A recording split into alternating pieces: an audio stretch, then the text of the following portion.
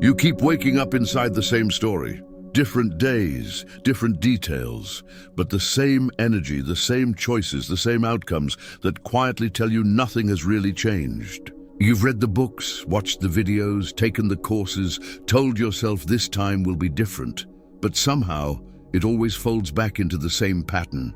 It's like you're walking in circles, even when it looks like you're moving forward. The truth is simple and uncomfortable. It's not your effort that's the problem. It's your identity programming. What does that mean? Every thought you think, every decision you make, every habit you repeat, all of it is filtered through a hidden code you didn't consciously write. It's the internal operating system that decides what you believe is possible for you, what feels safe, what feels familiar, and what feels like you. And that identity code runs automatically, without permission, like software looping in the background. You don't have to think about it.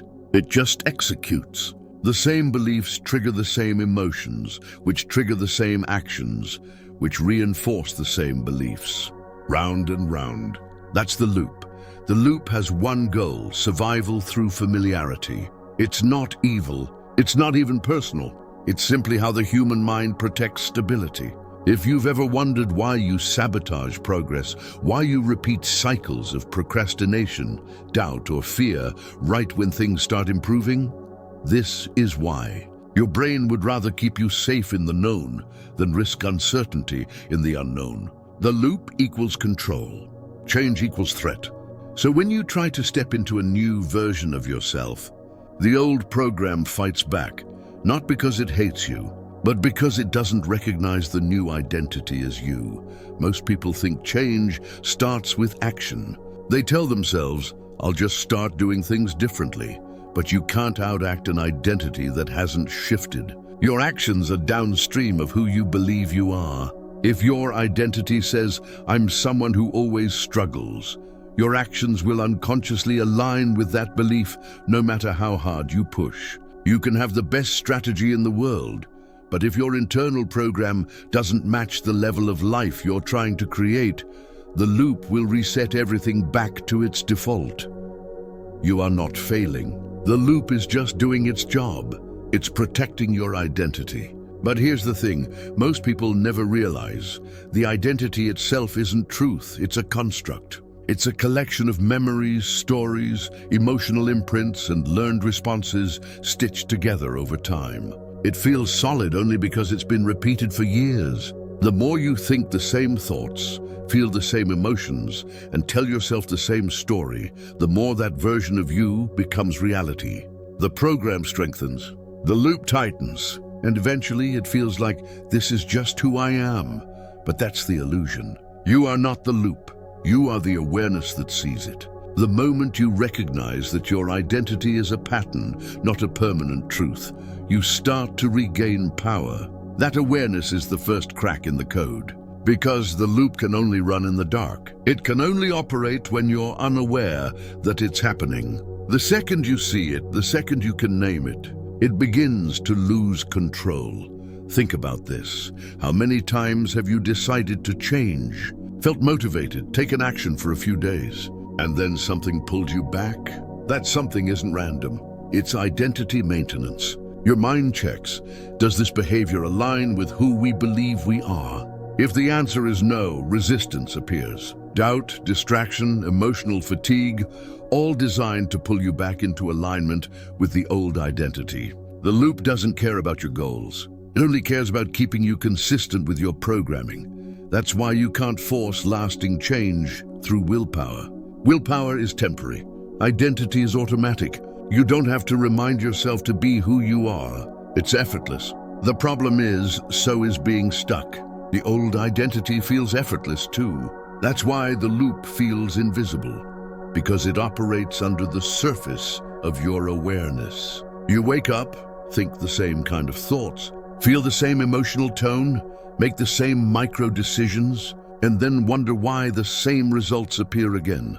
And here's the deeper truth. The loop feeds on identification. Every time you say, this is just the way I am, you reinforce the code. Every time you replay an old story about why things don't work for you, you strengthen the loop's foundation.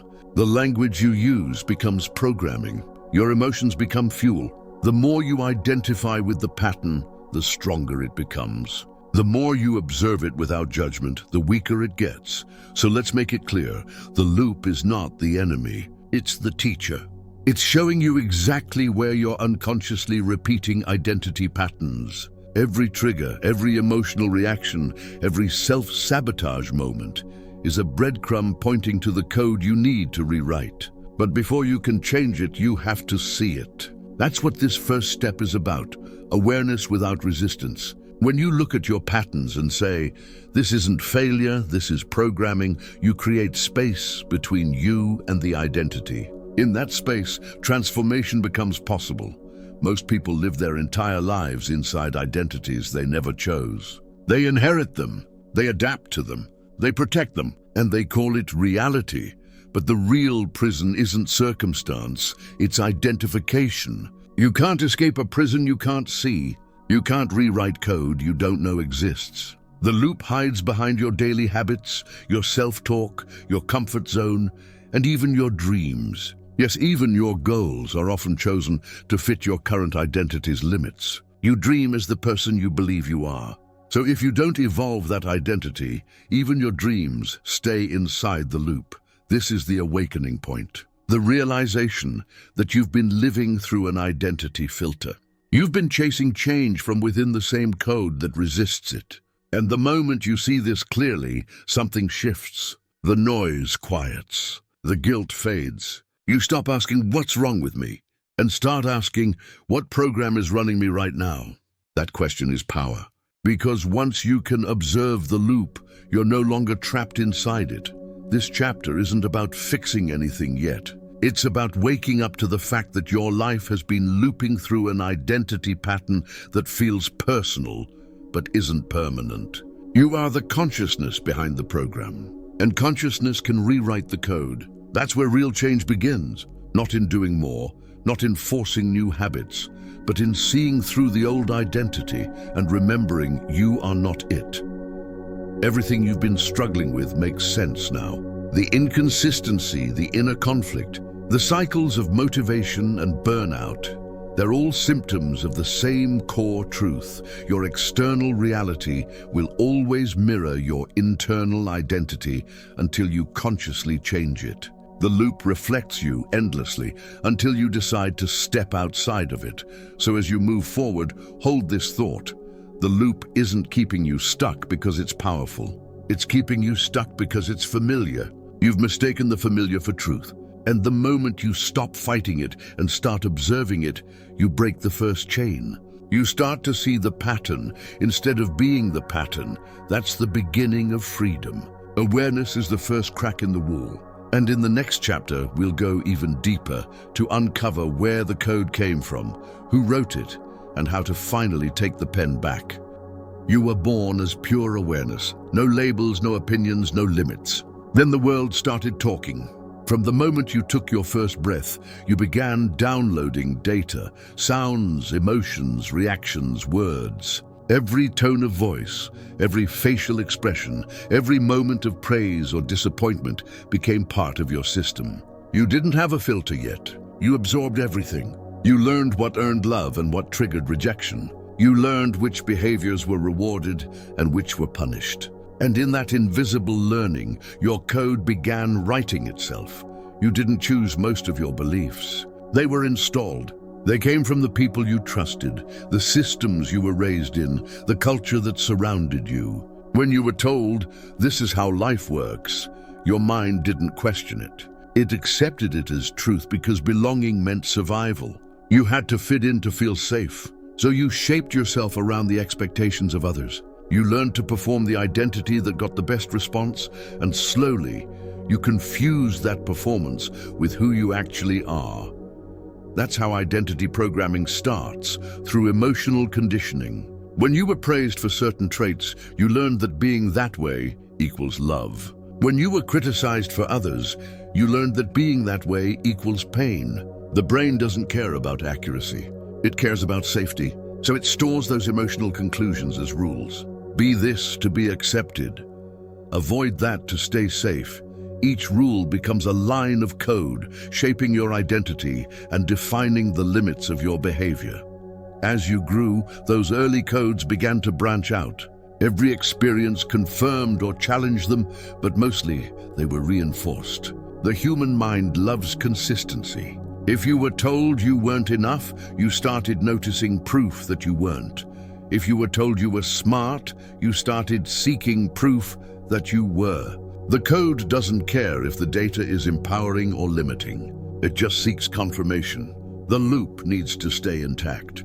Every new moment is filtered through the old programming. Over time, this creates the illusion of a self, but that self is mostly a pattern, a predictable collection of memories and responses. You're not consciously choosing who to be each morning. You're replaying the identity that's already been conditioned.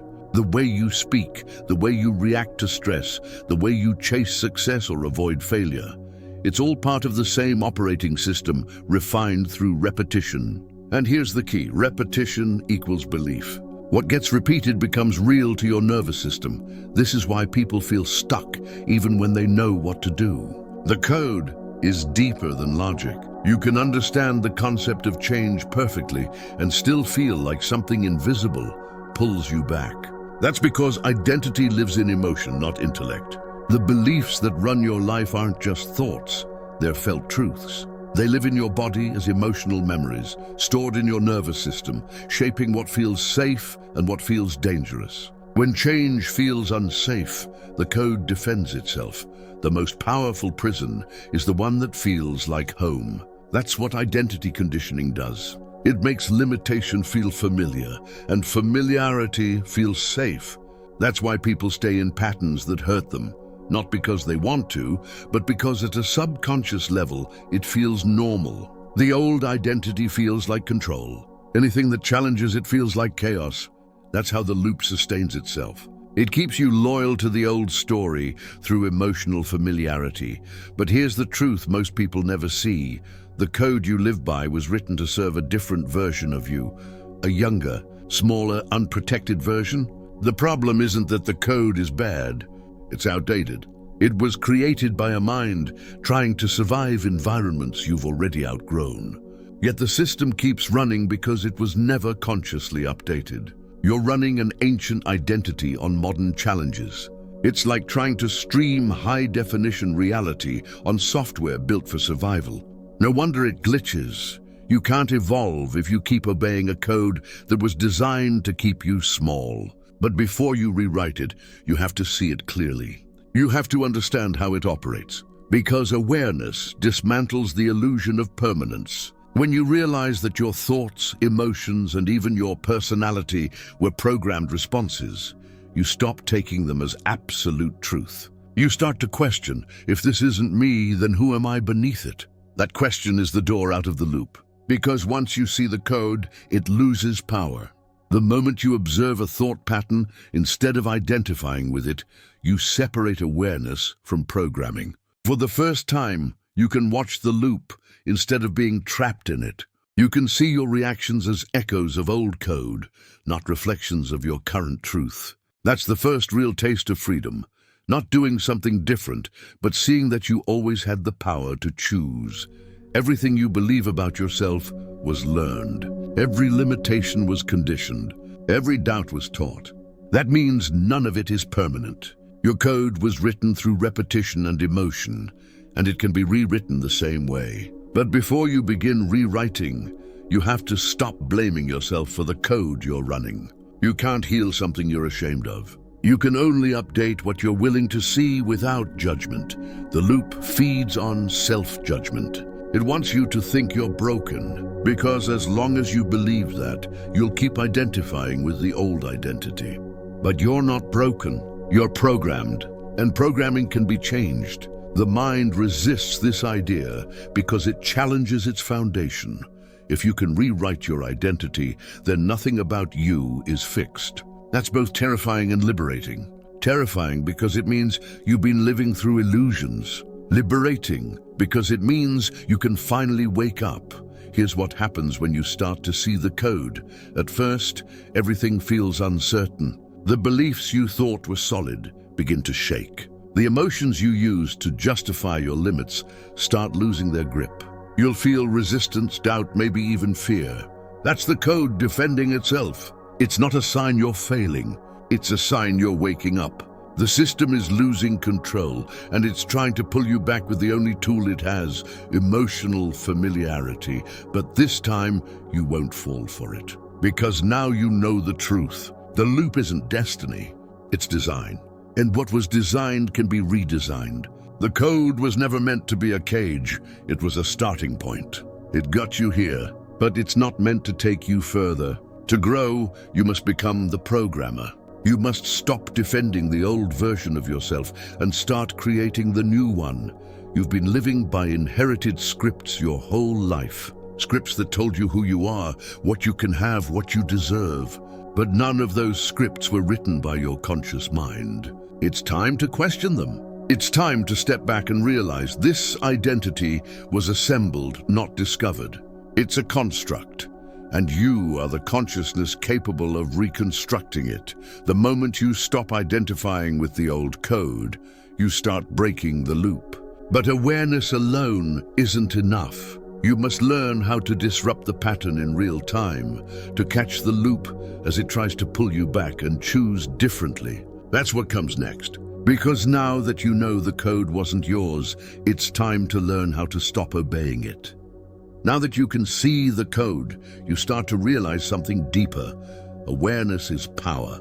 Not the kind of power that comes from control or force, but the kind that comes from clarity. The loop thrives in the dark.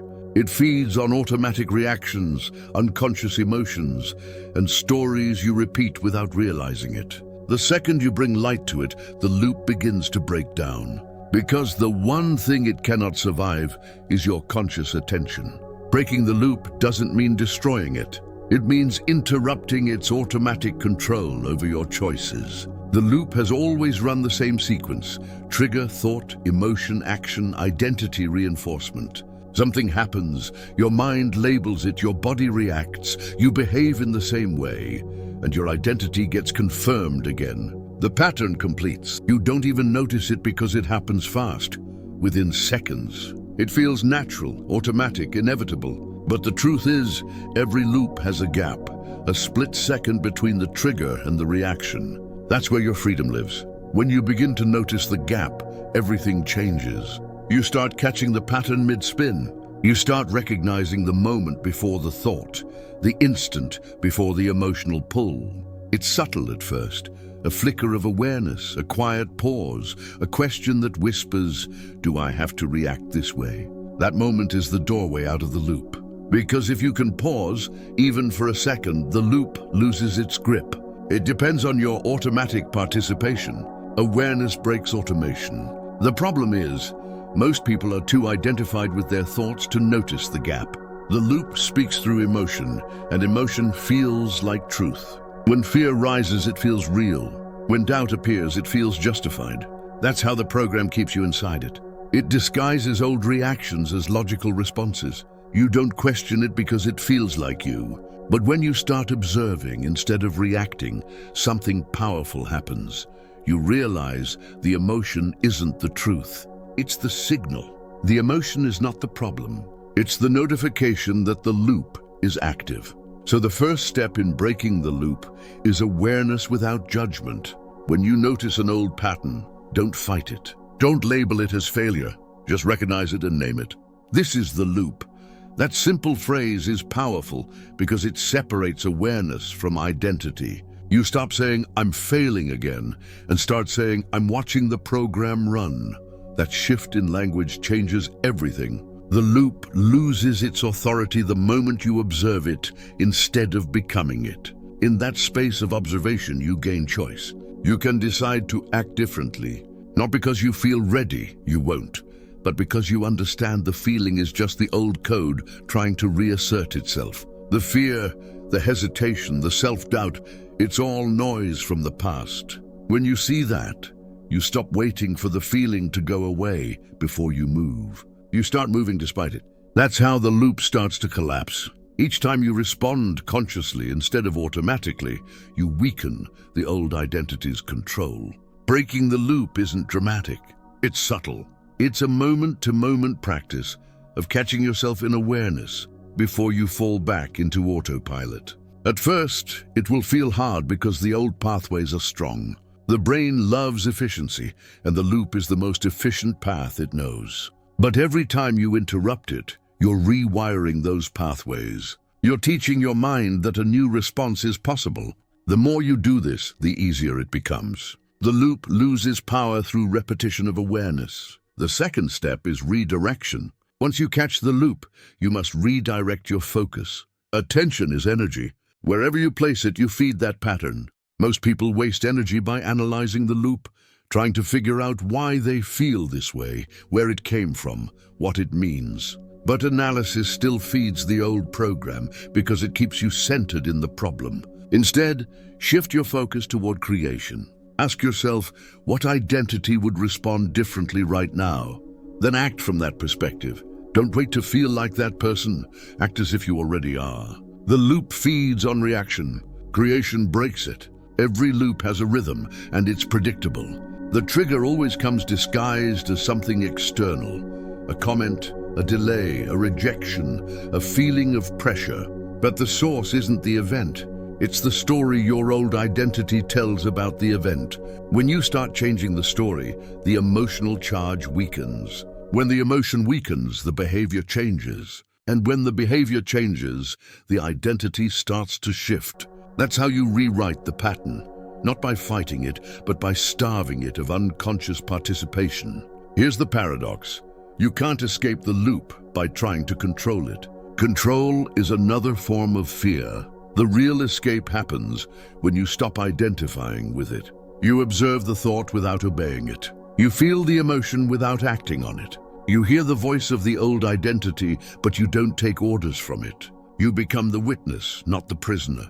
And in that witnessing, you begin to remember something. The loop is mechanical, but you are not. You are consciousness, and consciousness can always choose. At first, the mind will resist this new level of awareness. It will throw distractions, excuses, and emotional traps. It will try to convince you that awareness is not enough, that you need to fix yourself first. Don't fall for that. That's the loop's last defense, to keep you busy solving problems that only exist inside its own system. You don't need to fix the loop. You just need to stop feeding it. Each time you choose awareness over reaction, the code rewrites itself slightly. Each pause rewires neurons. Each conscious breath weakens the old story. Breaking the loop is less about doing and more about seeing. You can't fight darkness with more darkness. You turn on the light. You stop searching for answers inside the problem and remember that the problem only exists when you're asleep in it. The moment you wake up and see the pattern, you're already outside of it. That's the quiet secret of transformation. You don't break the loop by force. You break it by consciousness. And once you've broken it enough times, something profound happens. The gap, that little space between trigger and response, starts to expand. You start to live from awareness instead of reaction. Life slows down. Situations that used to overwhelm you lose their emotional charge. You feel a new kind of power. Not dominance, but freedom. You realize nothing external can trap you when you know how to catch the internal loop. But awareness alone isn't the final step. You can't just stop the old program. You must replace it with something new. Nature doesn't like empty space. If you remove an identity loop without installing a new one, the old one will find a way back. That's why so many people relapse into old patterns after a breakthrough. They broke the loop, but didn't rewrite the code. That's what comes next. The reprogramming process. The protocol. The part where you stop being a passive observer and start becoming the conscious creator of your identity. You've learned to see the loop. You've learned to interrupt it. Now it's time to design a new pattern that aligns with the life you actually want to live. Because awareness is freedom, but reprogramming is transformation. And when you combine the two, the loop doesn't just break. It dissolves completely. Breaking the loop is only half the transformation. Awareness frees you from unconscious control, but without a new identity to replace the old one, your system will eventually drift back to what feels familiar. Nature, doesn't like empty space. The mind needs a structure to operate within. If you don't consciously create that structure, the old programming quietly reinstalls itself. That's why change often feels temporary. You wake up, see the pattern, break it for a while, and then one day you slip. Not because you're weak, but because the new identity hasn't been installed yet. The loop may be broken, but the code is still missing a replacement. This is where the protocol begins. The protocol is the process of reprogramming your identity at the source. It's not about motivation or fake affirmations. It's not about forcing yourself to believe something new. It's about deliberately rewriting the internal operating system that determines what feels real for you, because you don't act from what's true. You act from what feels true. And what feels true is simply what's been repeated the most. So if repetition wrote the old code, repetition will write the new one. The first step is awareness, not just of the loop, but of the identity behind it. You must know what you've been unconsciously defending. Every behavior protects a self-concept. Every hesitation, every avoidance, every fear is connected to an identity you've been keeping alive. Ask yourself, who am I being when I choose this reaction? Don't judge the answer, just see it. That's awareness. The more clearly you see the identity pattern, the less power it has, because you can't stay trapped in something you can fully observe. Awareness exposes the old code to light, and light dissolves illusion. The second step is de-identification. This is the part most people skip, and it's why change doesn't stick. You can't install a new identity on top of an old one. The system will reject it. You have to release attachment to the old version of you first. That means stop calling it you. Stop saying, "That's just how I am." Stop defending the story that keeps you small. Every time you say, "I am this" or "I am not that," you reinforce the existing code. The key is to see that identity as something you once played, not something you are. De-identification doesn't mean denying your past. It means no longer using it as proof of who you must continue to be. The old identity served a purpose. It kept you safe.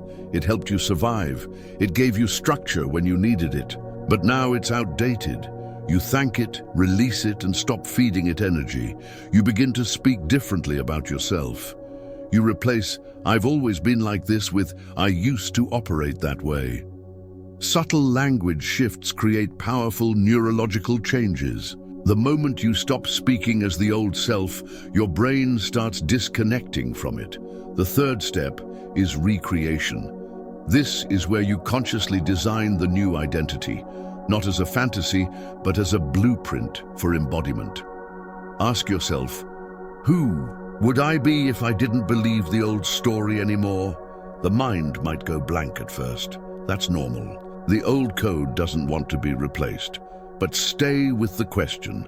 Describe this new identity in simple behavioral terms. How do they think? How do they handle pressure? How do they speak to themselves? How do they move through the world? You're not guessing, you're coding. Every clear description you write becomes a new instruction for your mind. Recreation isn't pretending to be someone you're not. It's remembering who you could have been if the old programming never took over. It's aligning with a version of yourself that's already possible, the one that's been buried under conditioning. When you design the new identity with clarity, you create a new emotional map. Your nervous system begins to calibrate toward it. The brain doesn't know the difference between imagination and experience when emotion is involved. So the more vividly you feel this new identity, the faster the code rewires. The final step is embodiment. This is where the abstract becomes real. You can't just visualize the new identity. You have to live it. You must act as if you are already that person, even before you feel like it. Because emotion follows behavior. The body learns faster than the mind. Every action you take as the new identity sends feedback to your nervous system that this version of you is real. It doesn't matter how small the action is. What matters is the consistency. You're teaching your subconscious that this is the new normal. Embodiment isn't about perfection, it's about repetition. The old identity was built through years of practice, thinking the same thoughts, feeling the same emotions, repeating the same choices. The new identity is built the same way. Every repetition strengthens new neural pathways. Every time you respond differently, even slightly, you're telling the brain, "This is who I am now." Over time, what used to feel fake becomes natural. The behavior becomes automatic. The code updates.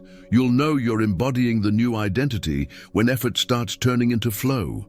The things that used to require discipline begin to feel normal. That's when you've crossed from conscious change into subconscious programming. The loop doesn't stand a chance because the system it relied on no longer exists. You're not fighting against the old code anymore. You've overwritten it. But here's the important part. This isn't a one-time process. The protocol isn't something you do once and move on. It's a continuous evolution. Identity is fluid. The moment you reach a new level, a new loop appears, testing the limits of your upgraded system. Each time you use the same sequence: awareness, de-identification, recreation, embodiment. That's how you evolve consciously instead of automatically. That's how you live as the programmer, not the program. Most people wait for external validation before they update their identity. They say, "I'll believe I'm that person once I see proof." But that's backward. The proof appears only after the identity changes. Your external world mirrors your internal assumptions. So when you act from the new code long enough, reality adjusts to match it. You start attracting different opportunities, people and results, not through luck but through resonance. You've changed your frequency by changing your identity. This is the essence of transformation. Not fixing yourself, but rewriting yourself. You're not here to improve the old program. You're here to replace it entirely. The protocol is the process that makes that possible. It's the bridge between awareness and embodiment, between knowing and becoming. And when you live this way, something profound shifts. You stop chasing change and start embodying evolution. You no longer ask, "How do I become that person?" Because you realize you already are. You're just remembering the code. The loop collapses, not with effort, but with recognition. You are not the program. You are the consciousness that writes it. That's the core of the protocol. Awareness opens the door. De-identification clears the space. Recreation designs the new pattern. Embodiment locks it in. And once you integrate all four, you stop living reactively and start living creatively. You become the author of your identity. You become the source code itself. But there's one final truth left, a realization that turns transformation from a process into a lifestyle. Because once you've reprogrammed yourself, you'll face a new question. What now? That's where the journey expands beyond self-change into self-creation. That's where you stop being the student of the code and become the architect of evolution itself. That's the infinite game, and that's where we're going next. Once you've reprogrammed yourself, something unexpected happens. You realize there's no finish line. There's no final version of you waiting to be unlocked. The idea that one day you'll arrive was part of the old program, the identity built on lack chasing completion. True transformation reveals a deeper truth. You are not here to arrive. You are here to evolve. And that evolution never stops. That's what makes it the infinite game. The loop was finite. It was about survival, safety, repetition. The loop wanted predictability, but the infinite game has no end and no limit. It's about expansion, creation, and continual self-renewal. When you live inside the loop, you chase outcomes. When you step into the infinite game, you embody growth. You stop asking, "What can I get?" and start asking, what can I become? That single shift changes everything. In the loop, identity was static. It defined you. In the infinite game, identity becomes fluid, something you shape and reshape with awareness. You stop defending who you've been and start experimenting with who you can be. You begin to see life itself as the canvas and you as the artist. Every challenge becomes a brushstroke, every mistake a layer of texture. The infinite game is not about perfection. It's about evolution through creation. When you reach this level of awareness, fear loses its old meaning. You stop fearing change because you understand that growth requires it. You stop resisting uncertainty because you realize uncertainty is just the space where potential lives. You start to see that every ending in life is just a new identity waiting to emerge. You no longer cling to who you were. You get curious about who you're becoming. That's what freedom feels like. Not control, but openness. In the infinite game, failure transforms into feedback. You no longer see mistakes as signs that something's wrong with you. You see them as updates to the code, data showing you where refinement is needed. You start to move through life with less judgment and more experimentation. You stop protecting an image and start playing with possibility. That's how creativity replaces fear. That's how evolution becomes your default state. Here's the truth. Identity is supposed to evolve. You were never meant to find yourself once and be done. You were meant to keep creating yourself again and again. The loop was the illusion of permanence, the false safety of sameness. The infinite game is the freedom of fluidity. You can wake up every day and decide who you want to be today. You can shift your energy, your focus, your choices, and by doing so, shift your entire reality. That's not imagination. That's conscious evolution. When you live this way, you stop outsourcing meaning. You don't wait for permission to reinvent yourself. You don't need external validation to feel real. You know that identity is an instrument, not a cage. You use it intentionally. You choose identities that serve your purpose, and when they no longer do, you release them. You understand that letting go isn't loss, it's creation. Every time you shed an old layer, you make room for a higher one to emerge. That's the beauty of the infinite game. There's no failure, only evolution. Every loop you outgrow becomes proof of your expansion. You stop being trapped by your past because you recognize it as raw material for your future. You stop seeking transformation and start living as transformation. The question is no longer, how do I become? But what am I becoming next? You realize that life isn't happening to you or even for you. It's happening through you. At this point, even the concept of self-improvement starts to feel small. Improvement implies that something was wrong before. But evolution isn't about fixing. It's about expanding. You're not upgrading a broken system. You're discovering the endless versions of yourself that exist beyond what you used to believe. The infinite game invites you to play at higher levels of awareness, creativity, and love. Knowing there is no ceiling, you begin to feel a kind of peace you've never felt before. Not the peace of everything staying the same, but the peace of knowing you can handle change. You stop trying to control outcomes because you trust your adaptability. You trust the process. You trust yourself. And that trust rewires your nervous system. The old code of fear gets replaced with a new code of curiosity. You no longer ask, what if it doesn't work? You ask, what could I learn if I tried? That's how you know you've left the loop behind. The old identity needed certainty. The new one thrives on discovery. You're no longer waiting for life to give you permission. You've realized that you were the permission all along. You no longer look for validation outside yourself because you've remembered who's writing the code.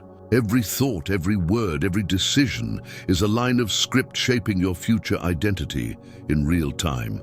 And then something beautiful happens. The loop that once trapped you becomes your teacher. You begin to appreciate it. You see how every repeated pattern, every cycle of frustration, every emotional wall was never punishment. It was curriculum. The loop was there to push you into awareness. It showed you where you were unconscious, where you were asleep, where you were still defending the old program. Without the loop, you would have never awakened. That realization turns your past into wisdom. The pain becomes fuel. The loop becomes gratitude. In the infinite game, there is no finish, no perfect version of you waiting somewhere far away. There's only now, this moment, and what you choose to code into it. You understand that identity is just a tool for creation, not a definition of worth. You stop chasing who you think you should be and start embodying who you choose to be. You realize that life responds not to who you were, but to who you are right now. You are not your past loops. You are not even your current identity. You are the awareness that can rewrite both. You are the consciousness capable of infinite updates. Every time you breathe with awareness, you access the code. Every time you act with intention, you change it. Every time you release an old story, you open space for a new one. That's mastery, not control, but alignment with evolution itself. So from here on, you stop playing to win and start playing to expand. You stop chasing stability and start dancing with growth. You stop trying to be someone and start becoming endlessly. You live as the creator, not the creation. You live awake, and that's the real message, not to break the loop once, but to remember that you never were the loop. You were the consciousness behind it all along, the programmer, the observer, the source. Once you live from that awareness, no program can keep you stuck, because you no longer play by the old rules. You've entered the infinite game, where identity is a canvas, evolution is the art, and you are both the painter and the paint.